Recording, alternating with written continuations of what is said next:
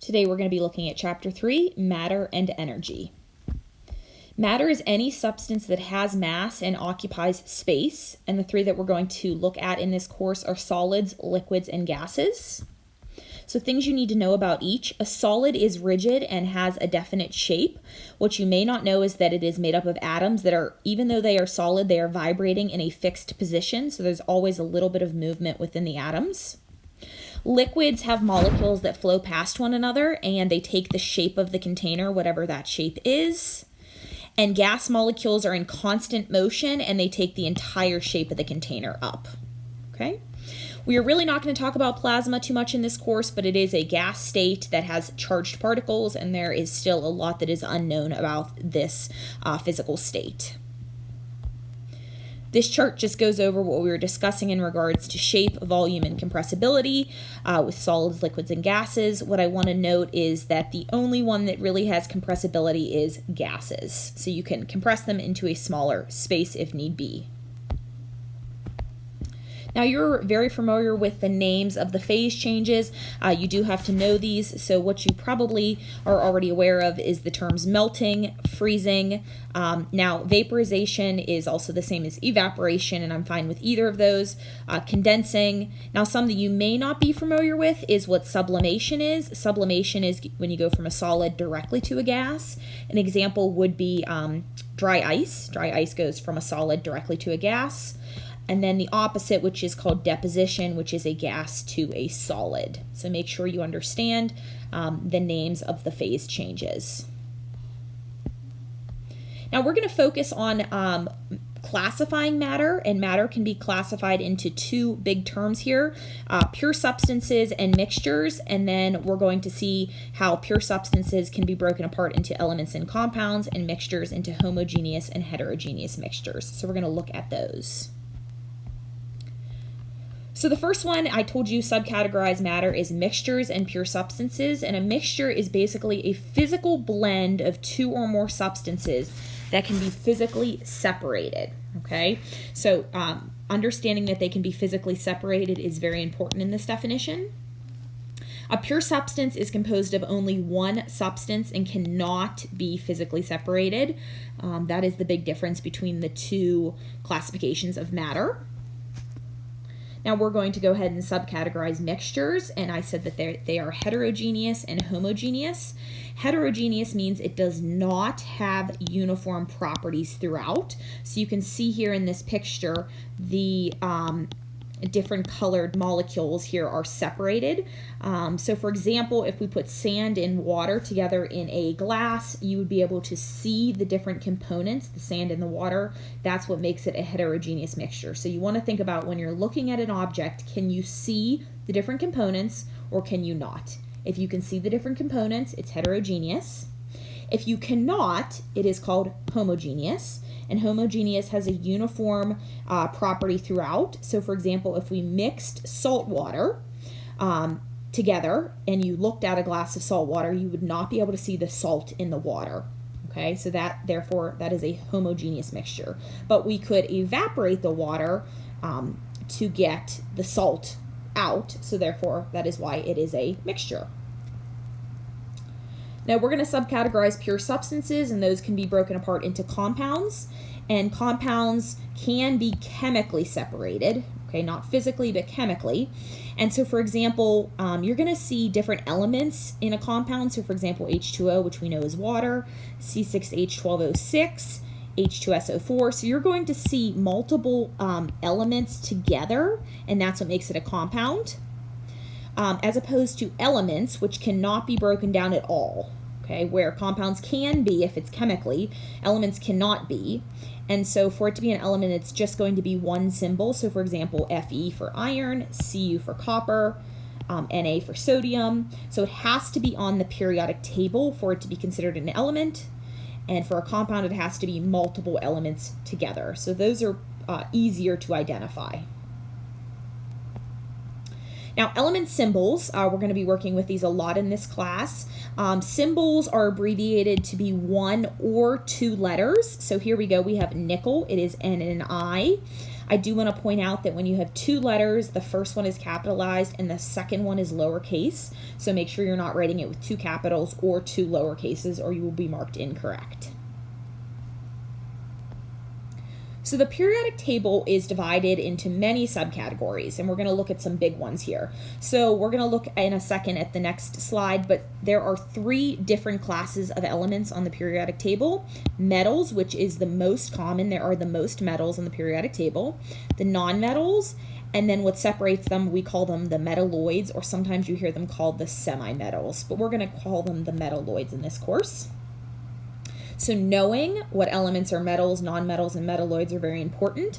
I'm going to show you a little tip here. If you start what we call the metalloid ladder on the left side of boron and make your way down like a staircase, so you just one down, one over, and you go all the way down, you can actually identify this. Everything here that is green in this photo is called a metalloid. So if you start on the left side of boron and make your what we call metalloid ladder, everything that touches it except aluminum, which is located right here, is a metalloid. So everything that is green in this is a metalloid.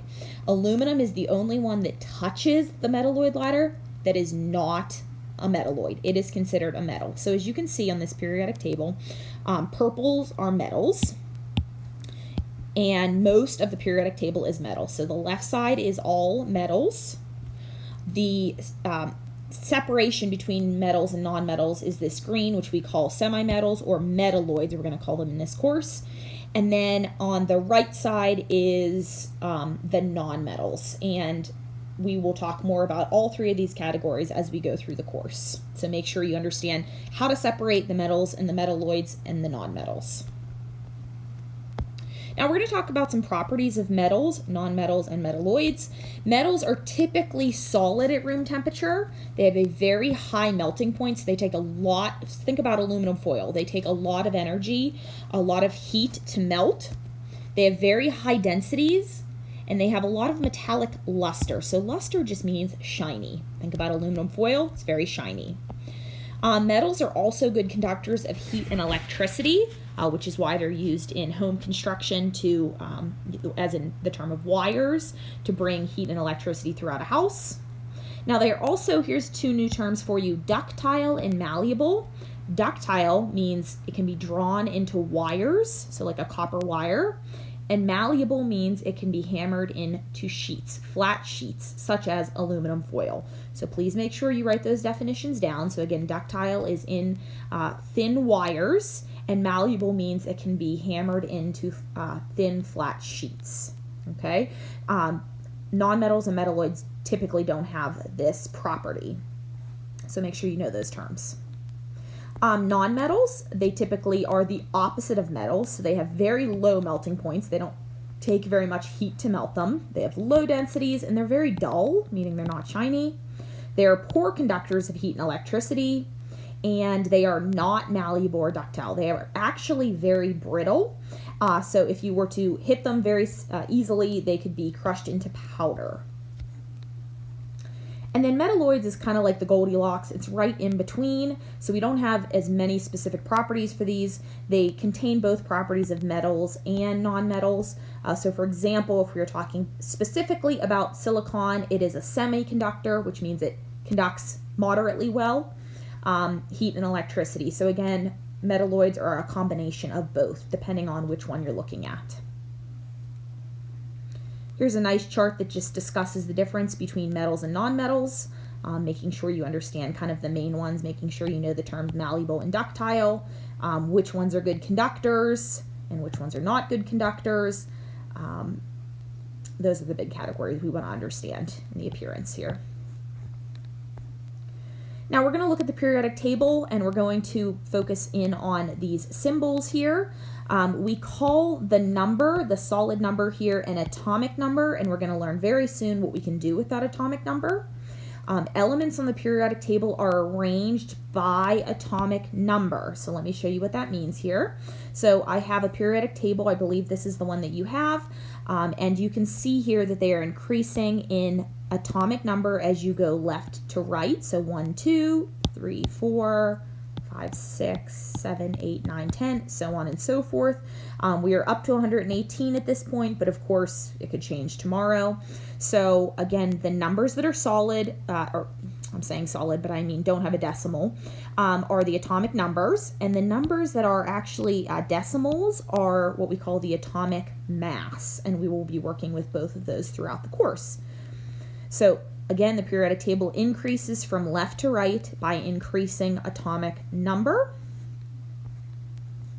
Now, physical states means what is the state at 25 degrees Celsius. 25 degrees Celsius is about 70 degrees Fahrenheit, which is about room temperature.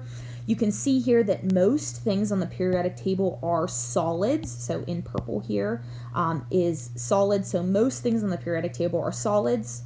There are only 2 liquids at room temperature. That is Hg, which is mercury, and Br, which is bromine. And then some of the nonmetals over here on the right side, helium, neon, argon, krypton, oxygen, fluorine, neon, all of those on the left-hand side are actually gases. So what I need you to understand is most things are solids on the periodic table at room temperature. Now we're going to learn how to write chemical formulas later on in this semester, but a chemical formula just tells you what a compound is made up of. So for example, sulfuric acid here has 2 hydrogens, 1 sulfur, and 4 oxygens, and when you put that together it is H2SO4, and we're going to call that sulfuric acid. And here is a picture of sulfuric acid up above. We're going to be focusing on writing them soon, but not in this chapter. But I do want you to understand when you do not see a number here, it is an assumed 1. So if you want to, you can write it Al1F3, but you're not going to see it that way. You're going to see it as AlF3, and you have to know that means 1 aluminum atom and 3 fluorine atoms. So 1s in chemistry are oftentimes assumed. So here, if we have a molecule of vitamin B3 and it has 6 carbon atoms, we can go ahead and write C with a 6, and we call this little number a subscript.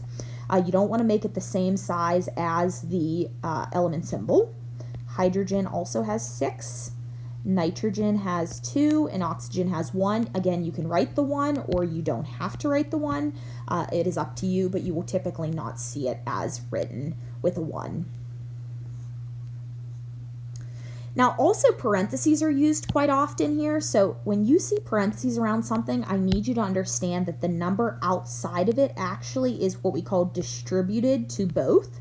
So this whole molecule of ethylene glycol has 2 carbon atoms, 4 hydrogen atoms, 2 oxygen altogether, and 2 hydrogen altogether. Okay? So that means we have 2 units of what we call OH, but we also have 2 oxygen altogether and 2 hydrogen altogether. Okay?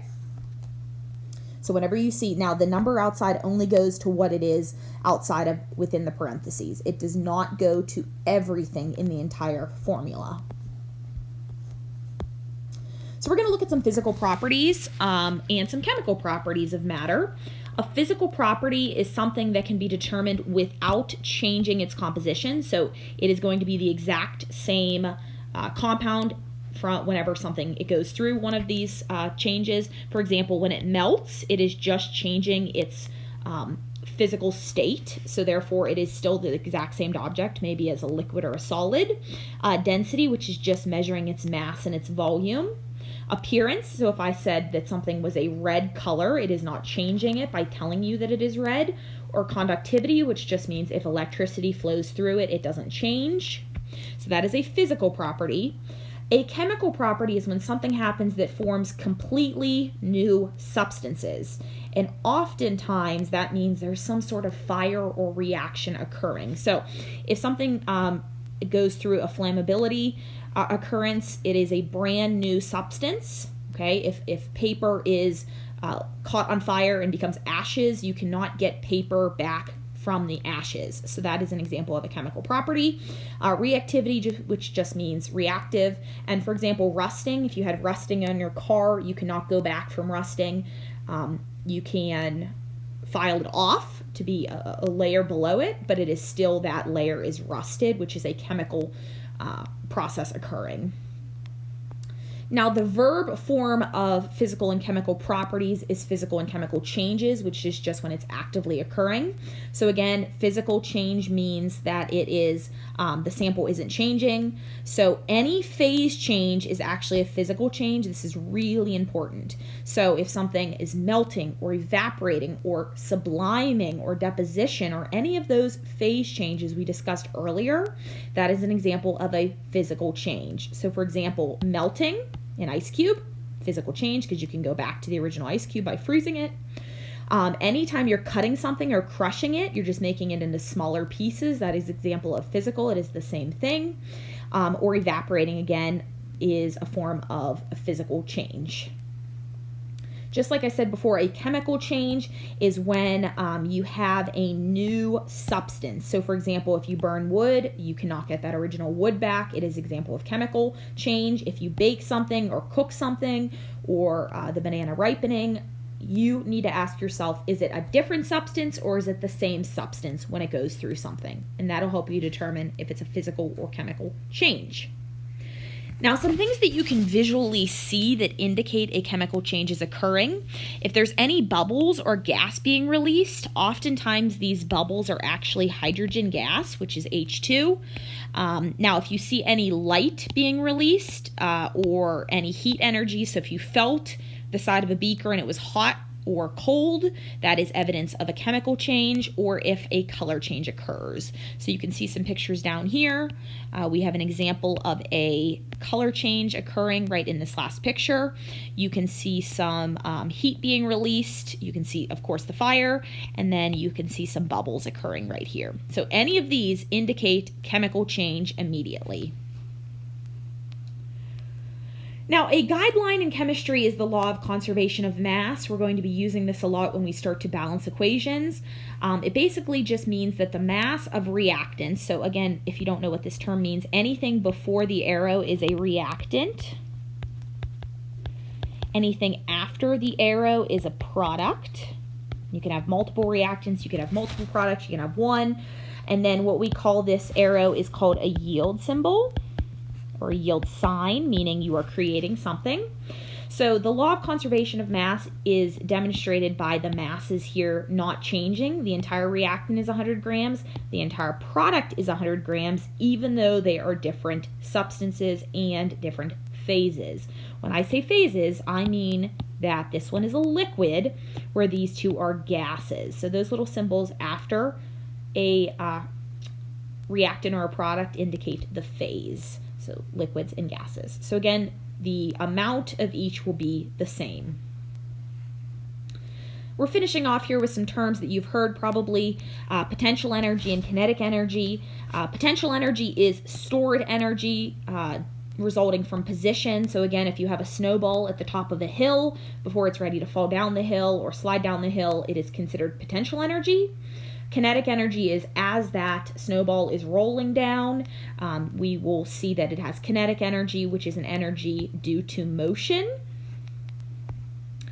Now, all substances do have kinetic energy, just like I told you that solids are constantly even vibrating a small amount, even when they're a solid, that still has kinetic energy. So solids, liquid, and gases have kinetic energy. Doesn't matter which one they are. Now, solids have lower kinetic energy and gases have higher kinetic energy, because kinetic energy is the energy of movement and gases are constantly moving. They are colliding, so therefore they have the greatest kinetic energy. And how we can actually measure kinetic energy is by the use of temperature. So we can measure the temperature. When you have a higher temperature, you have a higher kinetic energy.